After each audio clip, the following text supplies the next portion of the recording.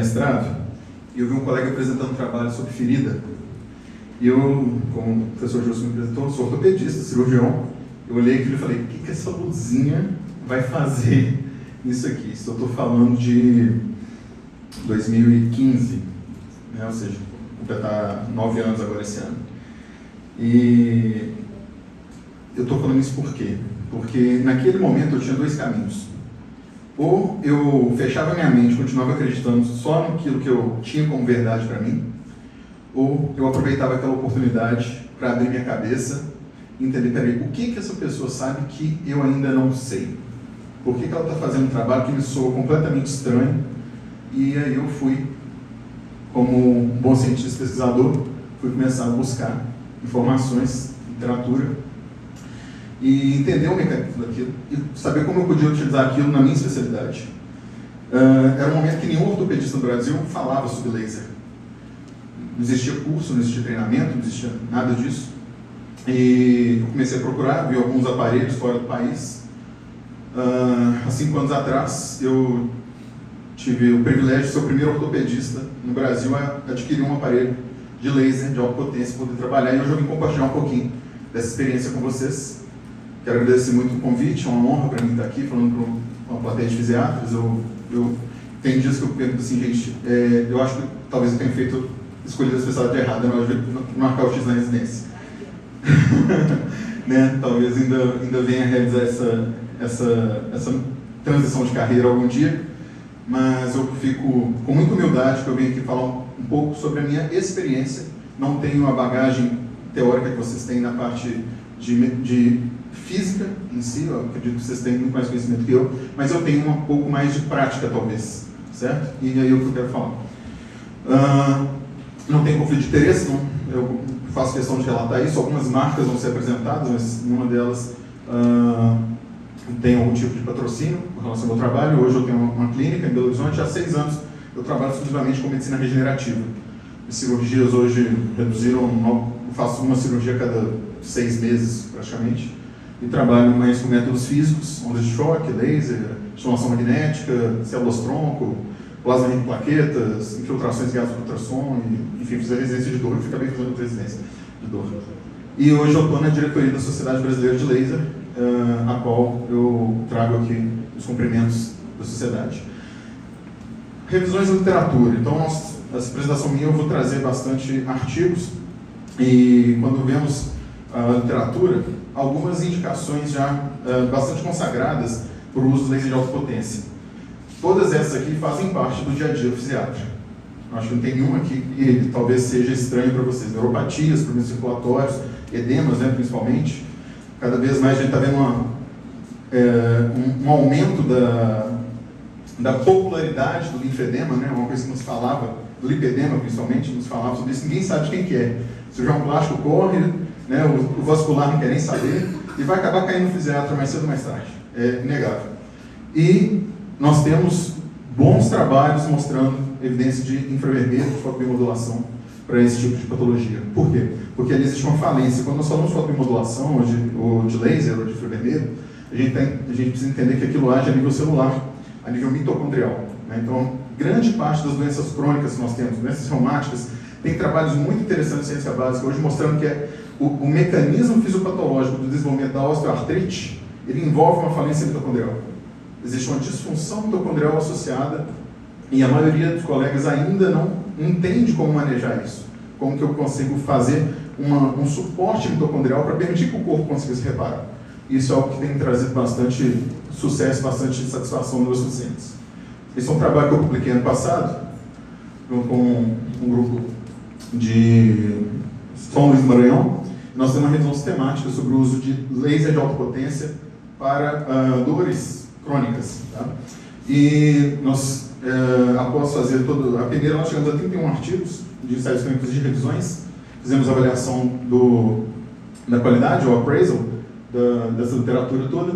Mas, em resumo, para laser de alta potência, nós chegamos a praticamente 3, após peneirar bastante a literatura, 1054, 808, 800 combinado com 970. Agora, existe uma grande heterogeneidade, grande dificuldade de fazer trabalhos com métodos físicos, acredito que vocês tenham isso no dia a dia de vocês, saber o que eu vou usar. né, respondendo a pergunta para aqui, quanto que eu vou usar? Como é que eu faço essa dosimetria? Né? Então, acaba-se que protocolos, né, o Dr. Cláudio aqui, a gente sabe que na onda de choque, a sociedade criou alguns protocolos para tentar padronizar.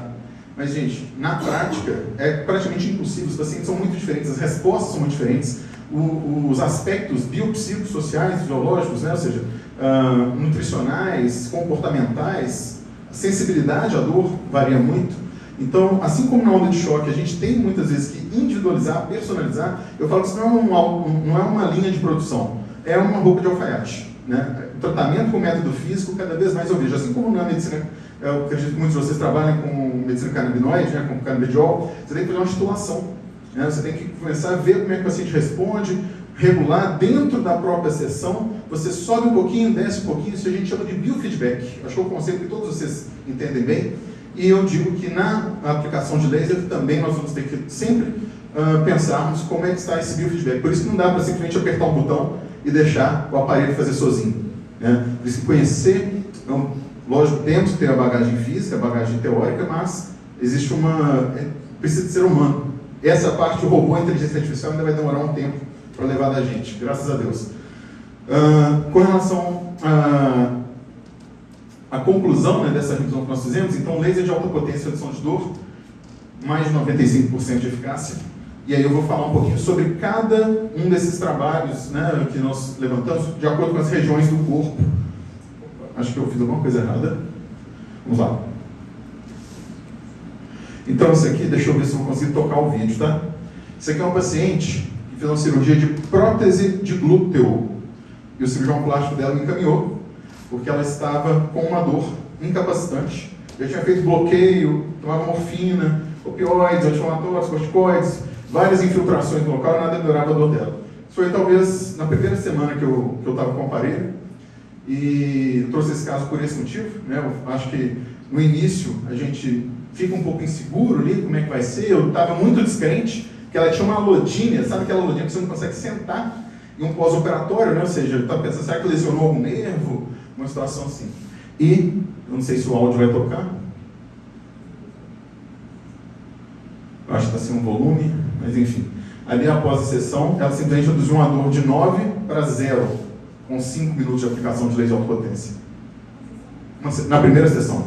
Tá? Nós fizemos, logicamente, essa resposta, ela tende a diminuir após alguns dias, né? E eu vou mostrar alguns protocolos para vocês, para a gente poder fazer vamos falar assim, essa programação, né? Ou seja, a gente geralmente quando está começando a diminuir o efeito, a gente faz igual como uma medicação, né? Quando você está na meia vida, você dá uma segunda dose, né? E no laser a gente pode fazer isso também. Ó, aqui no início ela não tolerava nada, tá?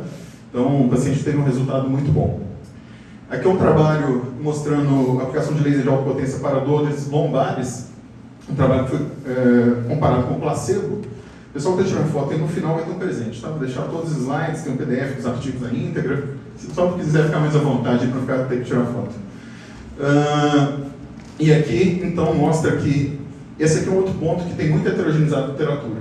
Número de sessões. Acho que eu errei aqui de novo. Então, nós vamos ter trabalhos que mostram... Bateria do computador, será? Acho que é bateria. Vou falando sobre isso um pouquinho. Então, assim, tem trabalhos que mostram 3 sessões semanais. A grande maioria dos trabalhos com laser de alta potência fala sobre 3 aplicações semanais durante 4 semanas. São a maioria dos protocolos. Só que tem trabalho que teve bom resultado com uma aplicação. Então, essa questão da dosimetria, como já foi explicado aqui um pouco antes, depende do tempo de exposição, da distância do aplicador, a espessura, que é o diâmetro do spot. Né? Eu costumo explicar para os meus pacientes o seguinte, quando eles perguntam, se é muito forte, vai queimar, alguma coisa, eu falo da seguinte maneira.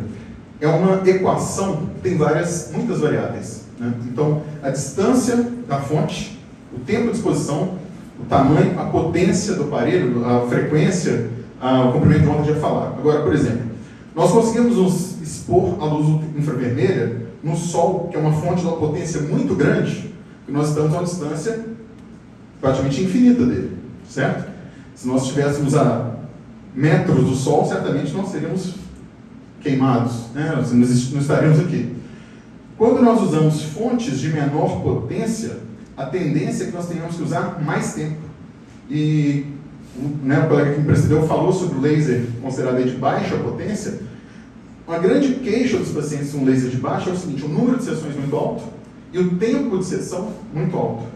Quando eu comecei a trabalhar com laser de alta, e eu acredito muito no sinergismo, ou seja, eu tenho na clínica LED, eu tenho laser de alta, eu tenho laser de baixa, tenho hoje outras tecnologias, né? A Angélica já está conhecendo, estamos usando agora PETs, né? Adesivos de infravermelho, fica encostado na pele, então ele pode ter uma potência muito baixa, está só refletindo o infravermelho do próprio corpo, e ele fica numa exposição de 12 horas. A gente vai fazer um laser de alta potência, nós estávamos vendo ali o número, a duração das sessões, tem sessões que duram 12 minutos. 12 minutos num laser de 10 watts, por exemplo, equivaleria, né, a 100 vezes menos tempo do que um laser de 0,1 mW, que é o que é usado aí por muitas clínicas, né? Então a gente... Estou custando enrolar aqui, viu, Justo? Me ajuda aí. Então a gente precisa ter essa noção de que quanto maior vai ser a potência do laser, por isso nós vamos aqui sessões curtas, sessões de 4 minutos. Tem trabalho, como é que você chama? Desculpa. Danilo, vou já responder uma coisa que eu ia deixar para falar mais para frente, vou aproveitar o tempo a mais que eles estão me dando aqui. No laser de alta potência, geralmente as 3 primeiras sessões, você só faz a sensibilização. Vou mostrar alguns protocolos aqui no trabalho, nesse de lombalgia que está na tela, e falo sobre isso. 75 segundos. As 3 primeiras sessões, na primeira semana, você vai fazer 1 minuto e 15. É só para você começar a ter a adaptação do paciente, aquela fibra que está hipersensível, muita substância P, você começa a ter uma liberação e você vai começar a ter uma modulação das fibras nervosas, para que aí sim você possa começar uma onda de choque ou até mesmo uma manipulação física, né? Então o laser ele tem isso. Quando você vai começar o laser, eu nunca recomendo colocar o aparelho na potência máxima na primeira sessão. Você pode até falar assim, mas para que eu vou comprar um aparelho de 30 watts então? Né? Aí nós vamos ver que tem alguns casos que você pode precisar fazer, como o Gustavo mostrou, ele mostrou um laser de baixa potência dentro do osso, certo? Qual que é a distância mínima? Está encostado no osso, né? O Gustavo, não, desculpa, Daniel Oxman. Desculpa, Daniel. Foi mal. Opa, voltou? Tá. Assim. Então, ali você coloca uma fonte de baixa encostada no osso. Se eu vou fazer isso transdérmico, se eu usar a mesma potência, eu não vou chegar lá no osso. E eu consigo mostrar para vocês aqui casos que eu tratei de pseudoartrose, né, uma fratura não consolidada, com laser de alta que o osso colou usando a potência mais alta. Perfeito? Deixa eu passar aqui. Peço desculpas aí pelo problema técnico. Vamos lá. Deixa eu voltar aqui. Mais um. Então eu estava falando sobre a coluna. Isso aqui, ó. Então aqui, ó. 12 sessões, 3 vezes por semana, e aí a potência, né? A quantidade, a intensidade que nós vamos usar. Esse trabalho da lombar, aqui nós temos na linha azul a associação do laser de alta com exercício, né? Aqui o placebo com exercício, e aqui apenas o laser. Então veja como há um sinergismo de técnicas você utilizando, ou seja, não é só colocar o laser. O paciente tem que ter hábitos de vida também saudáveis, né? Isso é uma coisa que eu sempre friso. Tem muita gente, principalmente está aqui fazendo um curso, talvez pessoas que estão vindo falar pela primeira vez, muitas pessoas ainda acreditam que é só ter o aparelho que estão todos os problemas resolvidos. E não é assim. Eu sei, com 5 anos eu falo. Já tive um paciente que foi na clínica, achando, você está com um aparelho novo, tecnologia, eu quero só tecnologia. Não caiam nessa. Eu acho que talvez por sendo redundante, a plateia é muito qualificada, mas eu faço questão de frisar isso em toda aula que eu tenho, toda aula que eu ministro. Não adianta ter um aparelho e não entender o contexto que o paciente está. Aqui, fibromialgia, que é uma coisa que a gente estava comentando antes, então é um trabalho da revista de reumato que mostrou comparação de um laser de 1275, e aí foi feito na mesma paciente sessões de 40 minutos com 1 watt, que seria aquele limite ali entre o alto e baixo, com 42, 75. 75 é uma potência muito alta, tá? 40 a gente chama, 42 a gente chama de alta, 75 o próprio artigo fala como potência muito alta, certo? E essa paciente, os pontos que foram aplicados foram 8 pontos paravertebrais, de L1 S3, nos pontos gatilho, Onde se esconde o gatilho? Nos ombros e nos quadris, certo? Um paciente fazendo uma vez por semana. Por quê? Potência altíssima. Então ela não teve que ir lá 3 vezes por semana fazer. Geralmente a gente trabalha com 5 a 10 watts na clínica. Tá? Então, para ele chega até 20, mas dificilmente coloca potência máxima. Certo? E principalmente o paciente tem uma redução da escala visual analógica de 7 para 2. E durante essas sessões que ela fez, ela não necessitou o uso de opioides. Acho que a bateria acabou. Não necessitou o uso de opioides, ela usava hidrocodona antes do laser para poder aliviar a dor. Então a gente teve aí uma analgesia semelhante ao do opioide. Lembrando que então não temos os efeitos colaterais que o opioide oferece. Tá? Isso é um trabalho também de artrose, da risartrose, da metacarpofalangiana, do polegar. E aí eu vou pegar o laser de alta potência reduziu a intensidade da dor com um tratamento isolado dos pacientes. E eu vou falar que eu tenho pacientes de risartrose que eu falo uma sessão, lembrando que é uma articulação muito superficial, ela quase não tem subcutâneo, ela não tem nenhum músculo, ou seja, ele é pele e osso, praticamente. Consegue palpar só a risartrose. Não sei se alguém teve a vontade de infiltrar, né? Vou ver se eu faço infiltração de ácido hialurônico na paciente com risartrose. Então você não tem partes moles praticamente. Então o laser, ele penetra muito, porque você tem uma camada muito pequena. Né? Então uma sessão geralmente dá uma resposta impressionante. Epicondilite lateral do cotovelo, trabalhos, e aqui mostrando aquilo que eu te falei, da primeira à quarta sessão, ele limitou com 4 watts, 75 segundos, certo? Minuto e 15. Já na quinta à 10ª sessão, ele aumentou a potência para 6 watts e deixou 12 minutos e 30, certo? E aí foi feita uma aplicação nos pontos dolorosos. Lembrando, eu sempre reforço isso nas aulas, que epicondilite lateral do cotovelo não é um problema que começa no epicôndilo. É uma doença miofacial do extensor radial curto do carpo e principalmente do pronador redondo. Então, o trigger point no pronador redondo, que a maioria das pessoas deixa passar batido também. Se não tratar, não vai melhorar. Então, geralmente, essas 3 primeiras sessões aqui, eu nem encosto no epicôndilo. As 3 primeiras sessões, geralmente, eu vou tratar a causa, a origem miofacial. Mesmo raciocínio que eu faço para facete plantar. Facete plantar tem trigger point miofacial na cabeça medial gastrocnêmico, 100% das vezes. Se palpar, ele vai estar lá. Se você não achou, você palpou errado. Né? Todo paciente com facete plantar, não adianta querer pegar um aparelho de onda de choque, pegar o laser e colocar na inserção da face no tubérculo calcâneo. Se não tratar, vai ter recidiva. O paciente vai reclamar, vai falar que gastou dinheiro e não melhorou. Então, meus resultados sempre, eu gosto de falar isso, né? Nas aulas que eu faço, sempre falar que vamos tratar a causa. Né? Temos que ir atrás da causa. Aqui é o resultado, então, antes do tratamento, a dor média de 8,5, após o tratamento de 5,8. Beleza? Vamos lá? Isso. Dor na atividade e a dor no repouso, né? Mostrando aí uma redução muito importante aí da escala de dor desse paciente. E na epicondilite, uma melhora da força de preensão, que é o grip, né? Que é uma escala que a gente fez. Nós temos a escala DESH, que é uma escala funcional para o cotovelo, e essa força de preensão também teve aumento. E aqui é um trabalho interessante, nada contra os colegas falaram aí sobre o laser de baixa, mas eu acho importante nós termos trabalhos de comparação do laser de alta em relação ao laser de baixa. Lógico que a gente trabalha com o que a gente tem. Quem tem laser de baixa vai usar laser de baixa. Né? E aí, mostrando aqui pra gente, ó, com o laser de alta e o laser de baixa, quando vamos ver a dor após o tratamento, after treatment, o laser de alta teve uma redução com significância menor. Menos dor no laser de alta quando comparado com o laser de baixa, certo?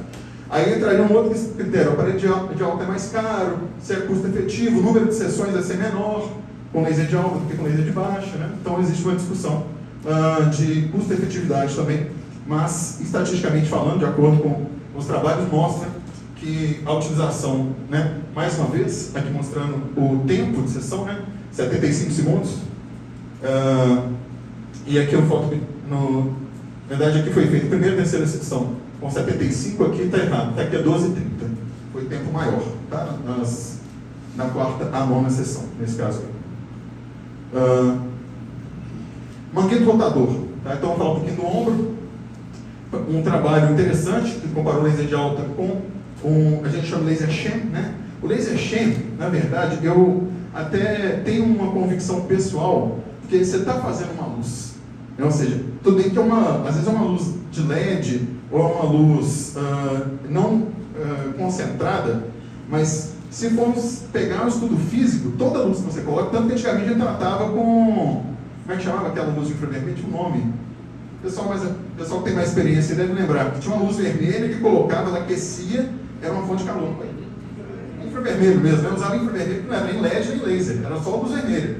E funcionava, né? Então, quando eles falam um sham aqui, não é um sham que não tem efeito nenhum.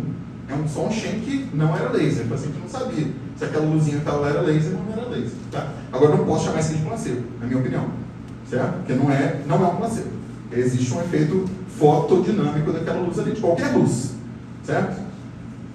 E aqui, comparando, então, a rotação externa, né? Aqui nós temos o grupo com laser com uma rotação externa significativamente maior, uma abdução significativamente maior, e o grupo de laser, comparando com o grupo controle, após o tratamento, a dor teve uma redução impressionante, ou seja, pós-tratamento de 1.7 na escala visual analógica contra 3.4 ou 4.3 no grupo de dor após o método que não era o laser de alta.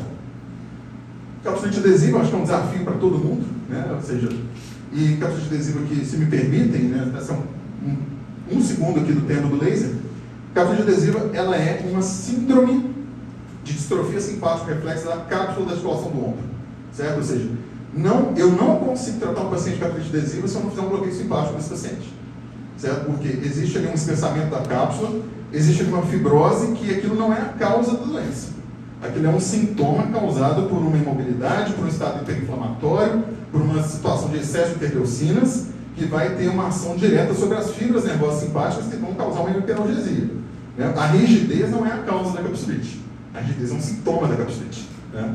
Então, eu sempre, eu pego um paciente nessa situação, lógico que eu não faço apenas o laser, eu faço meus bloqueios, a gente faz manipulação, a gente faz infiltração, tem várias técnicas, mas é um trabalho interessante, um duplo cego que comparou com 15 sessões eu laser de alta exercício, comparando com um grupo que foi placebo exercício, e a resposta foi que houve uma redução significativa após a terceira semana de tratamento de foto de luz, né, de laser de alta potência, nesses pacientes aí que fizeram 5 vezes por semana, todo dia fazendo laser de alta.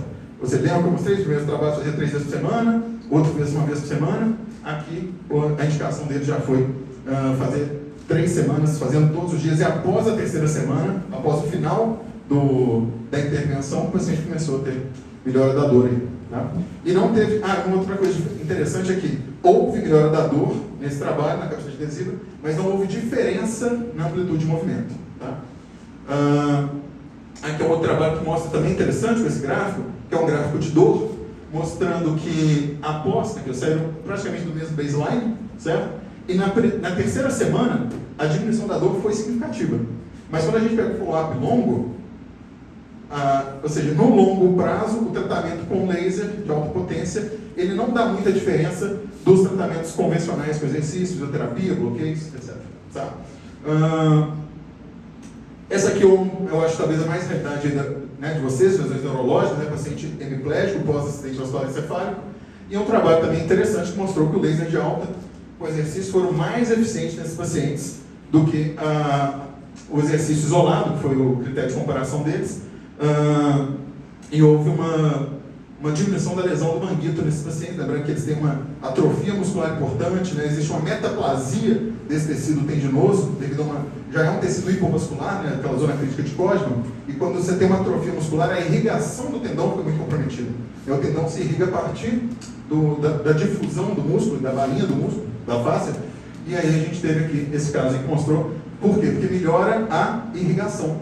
Lembra lá do começo da aula básica? Né? Ou seja, a aplicação do laser, ela melhora a circulação, existe uma neoangiogênese, existe uma diminuição de fatores de crescimento, então reverte-se esse processo de isquemia que leva à degeneração tendínea. Isso pode extrapolar para outros tendões, como por exemplo o tendão de Aquiles. A tendinopatia do Aquiles também apresenta melhora quando tratado antes da fase de calcificação. Depois da fase de calcificação, o máximo que se consegue com laser é alívio da dor de forma bem humilde, vamos falar assim, né? Que eu falo que é o calcanhar de Aquiles, não é calcanhar de Aquiles à toa.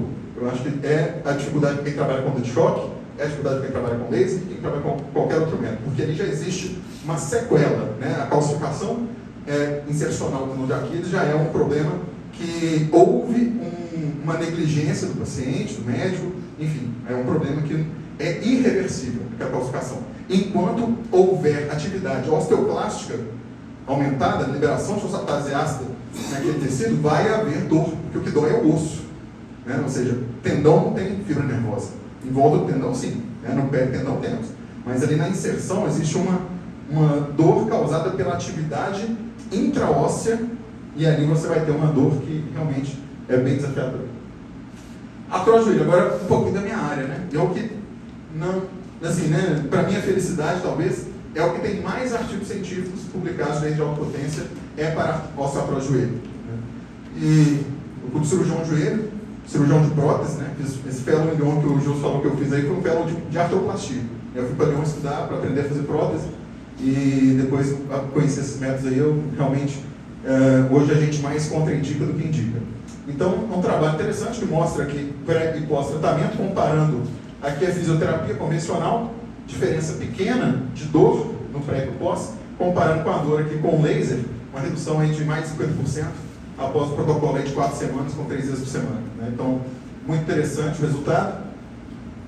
Outro trabalho que mostra, já esse trabalho é um trabalho de ciência básica, tá? Que mostra os mecanismos experimentais que foram identificados. Tá? Então, é uma revisão de literatura, pegou desde trabalho experimental e trabalhos clínicos, então mostra que o laser é capaz de melhorar o osso subcondral. Sabemos hoje, isso é consenso, tá? O problema da artrose de joelho não é a cartilagem. O problema da artrose de joelho é o osso subcondral, certo? Então, não adianta a gente querer, inclusive quem trabalha com medicina regenerativa, tem que explicar isso para o paciente. Não adianta querer colocar célula-tronco, laser, anti-choque e achar que vai crescer cartilagem como se estivesse recapeando o asfalto da rua. Não é isso. O mecanismo que nós vamos tratar o paciente com osteoartrite tem que ser de melhoria da qualidade, do ambiente, do metabolismo do osso subcondral. Até porque a cartilagem, ela cresce a partir da Taimark, que é a camada basal na transição do osso subcondral para a superfície articular. Então não adianta a gente só querer tratar a cartilagem, nós temos que tratar esse osso subcondral. Então existe a partir daí, tratando o osso subcondral, uma melhora da cartilagem, porque as condições desse osso melhoram, diminui a dor, diminui a inflamação e melhora a função. Tomar um pouco de cuidado aqui, e quando eu comecei a estudar laser, eu tive essa pulga atrás da orelha, porque antigamente existia uma artroscopia com laser, e se fazia tratamentos de debridamento de cartilagem com laser com fibra ótica de alta potência, e os trabalhos mostraram que havia um aumento da condrólise, acelerava a artrose. Por quê? Você estava usando um laser de alta potência cirurgicamente dentro da articulação, que promoveu um efeito térmico absurdo, e aquilo queimava a cartilagem, certo? Então, quando a gente fala aqui, são um laser de alta potência usado de forma transdérmica, tá? Existe um laser alemão, que é o Weber Laser, não sei se alguém aqui conhece, que ele é uma fibra ótica de baixa potência, que esse é colocado para fazer uma fotobiomodulação controlada. Sabemos que a cartilagem, ela aumenta a produção de colágeno quando é aquecida a 42 graus.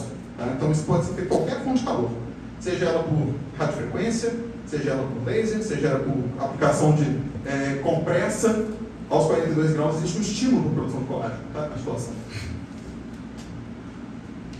Esse é um trabalho então, que comparou o laser de alta com o laser de baixa. Né? E aí nós vamos ver aqui que, de acordo com esse trabalho, quando pegamos aqui o laser de alta potência, vamos pegar a dor aqui, que eu acho que é o desfecho que todo mundo se preocupa mais, né? Então aqui, laser de alta, laser de baixa, aqui pré-tratamento praticamente igual, o baseline, certo? E aí quando a gente pega aqui, depois de 6 semanas, a dor no grupo de laser de alta foi menor do que no laser de baixa, perfeito? Depois o artigo está na íntegra para vocês, tá? Porque senão a gente consegue evoluir. Um outro ensaio clínico também, de joelho, né? Feito 7 sessões de dias consecutivos. Está vendo como tem heterogeneidade na metodologia? Então, assim, o que você faz hoje? Eu falo, depende. O paciente mora perto da clínica? Vem todo dia. O paciente mora a 300 km. Vou fazer uma vez por semana. Né? Vai demorar mais tempo. Ao invés de ele melhorar em 3 semanas, ele melhorar em 8. Né? Mas a gente tem que sentir isso também, né? sem falsidade aqui, né? Eu falo o que eu faço mesmo, tá? E aí, olha aqui, mas Danilo, né? Aqui, ó, primeira sessão, número 1 a 3, analgésicas, certo? Qual que é a dose analgésica? 12 joules por centímetro quadrado de fluxo, né? Densidade de energia. E aí, quando a gente vai fazer bioestimulação, é 10 vezes mais potente. E com um aparelho de alta potência, você consegue fazer as duas coisas. Você consegue fazer tanto de baixa quanto de alta. A gente fala que a alta potência ela é mais regenerativa, ela é mais estimuladora, desde que não queime o tecido, né? Então tem que ter essa noção aí. E o tempo diferente, né? 2 minutos nas 3 primeiras sessões, 10 minutos nas sessões consecutivas, certo? A gente comparar aqui a variação da dor em repouso, grupo tratado, menor dor à palpação, grupo tratado, menor dor ao movimento, grupo tratado, menor dor também. Então, comparando aí com o placebo, né? Ou seja, melhoria da dor. Aqui já está redundante, artrose do joelho. Vou passar um pouquinho mais para frente aqui. Esse aqui é um trabalho interessante que ele mediu. Isso aqui é uma coisa que a gente faz às vezes com ultrassom, que é ver a cartilagem. O que a gente faz? A gente flete o joelho a 90 graus, vem com o produto ultrassom aqui suprapatelar, sem cair, e aí a gente mede a espessura da cartilagem através desse sinal negativo. É como se fosse uma imagem de deleção, né? Ou seja, a cartilagem a gente vê como um tecido que é hiperidratado, e aí houve nesse trabalho aqui, com a aplicação de laser, um aumento da espessura da cartilagem, de maneira que mostra para a gente um estímulo regenerativo realmente. Eu já falei, dor no tornozelo. Esse trabalho aqui é interessante, porque ele foi feito em crianças hemofílicas. Talvez seja a realidade dos colegas psiquiatras também, né? Então, é uma artrite que é muito difícil, né? Vocês têm uma artrose, né? É uma sinóvia muito proliferada. Existem alguns casos que até chega a desenvolver uma sinovite nodular, não sei se alguém aqui já teve, né? Eu, quando operava muito, fazia muita sinovectomia artroscópica desses pacientes, depois começamos a fazer radioterapia, né? Radioterapia para diminuir essas inflamações. E aqui é muito interessante porque, com o EZ10-64, comparando com o placebo, 12 sessões, fazendo 3 vezes por semana, olha a diferença da intensidade da dor. Grupo tratamento, grupo placebo. Então a gente tem aqui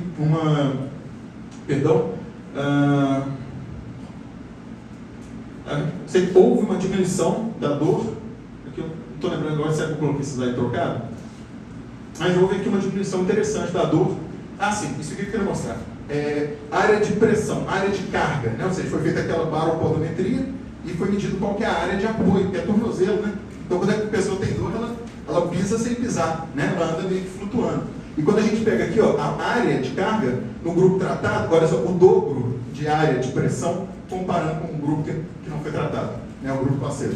Então, mostrando que o laser permite que a pessoa consiga ter uma marcha mais adaptada, e isso traz, a gente sabe que traz benefícios para as outras articulações também, e não só o tornozelo, né? Coluna, quadril, etc. Bom, esse aqui é um trabalho de ciência básica, né? Eu venho falando sobre o osso, né? O Daniel mostrou para vocês a respeito de osso, e é um trabalho interessante que eu trouxe aqui pelo seguinte: está sendo começado a se discutir, eu já tenho uns trabalhos mostrando sobre a aplicação em locais de osteoporose, coluna vertebral, colo do fêmur, né? E esse aqui é um trabalho que foi feito nos ratinhos, né? E foi feito um estudo de expressão gênica, tá? Desse gene aqui que é esclerostina, na verdade. E sabemos hoje que a esclerostina ela pode ser inibida através de um anticorpo monoclonal. Vou ver se eu vou lembrar o nome dele aqui, esquisito agora. Enfim, é um anticorpo monoclonal desses MABs aí, tá? Que entrou no mercado há 3 anos atrás, para justamente ser um inibidor da esclerostina. E o que o trabalho mostrou? Que a aplicação do laser, ele inibe a esclerostina, sem ter aí os problemas que nós temos aí de uso de custo, etc., do anticorpo monoclonal. Então, um trabalho interessante que mostra mecanismo de ação, né? Ou seja, e esse mecanismo de ação que inibe a esclerostina é o que também justifica a aplicação do laser para tratamento de problemas no osso subcondral, nas pseudartroses. Vou mostrar esse caso aqui, que talvez foi um dos primeiros que eu atendi também. Era um paciente que tinha tido uma fratura e já tinha feito uma reoperação, mais de 1 ano, o osso dela não colava de jeito nenhum, e aí a gente fizemos a aplicação do laser no local. Aqui eu fazia o ultrassom dela, marcava na pele o local da pseudartrose, para poder guiar e fazer o laser exatamente em cima. Aqui está um pouco mais rodado, mas já dá para ver aqui a consolidação, né? Você já tinha indicação de fazer outra cirurgia, uma terceira cirurgia, tirar enxerto de crise ilíaca, né? Ou seja, fazer uma cirurgia muito maior, com risco de lesão de nervo, com risco de ter uma nova pseudartrose, E essa paciente a gente fez, na época, para ela 10 sessões. Quando eu fiz um raio-x de controle, estava o resultado e com um outro benefício ainda. A cicatriz dela melhorou. Você já ficou feliz, porque ao invés dela ganhar uma cicatriz nova, ela perdeu a que ela tinha. Então, realmente, muito interessante aí. Eu ia falar para vocês um pouquinho do OneStep, só que eu não conseguia colocar foto. É uma técnica que a gente usa o laser para a coleta de células-tronco, tá? No tempo esgotado já. E aqui é só curiosidades que eu trouxe, falando sobre medicina regenerativa. Estava conversando ainda há pouco com um colega aqui. Tratamentos hoje já têm se desenvolvido aí para regeneração biocárdica, regeneração cutânea, regeneração óptica. E aqui é uma técnica no trabalho que eu achei interessante para trazer, que a gente pode usar laser para revascularização biocárdica, e hoje já com trabalhos mostrando a aplicação de células-tronco associadas com laser na angina instável, que leva a um aumento da regeneração desse tecido miocárdico, mostrando melhora dramática da motilidade da parede, né? Ou seja, mostrando aí realmente que isso pode salvar vidas, e isso me atrai muito, me deixa muito feliz, para a gente poder fazer isso com laser e com medicina regenerativa. Um trabalho rápido aqui, na Covid, a gente falava muito sobre isso, né? Regeneração pulmonar, com aplicação de laser de alta potência também, com melhora da oxigenação. Trabalhos de úlcera de pressão, lembrando lá daquele caso que eu falei para vocês do mestrado, né? Ou seja, diminuição das lesões, de úlceras no pé. Aqui, eu acho que eu vou aqui. Beleza, aqui quem quiser receber os slides. Opa! Deu um bug aqui. Tá lá. Esse aqui. Tá. Esse aqui é a foto, vai cair num link para vocês. Vai lá para o WhatsApp, aí já cai no meu WhatsApp direto. É só entrar lá que eu vou mandar hoje mais tarde. Eu mando todos os PDFs, eu mando o PDF da aula também, todos os artigos na íntegra. Deu certo aí todo mundo?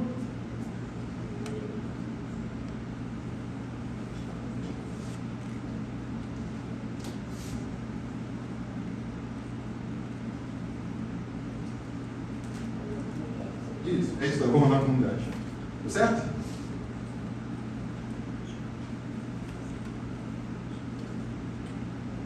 Tem mais dois ali. Se for o caso, tira a foto e depois pega a foto com o colega do lado. Se não já dá.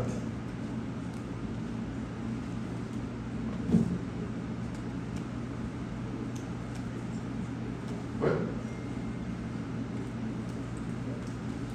Deu?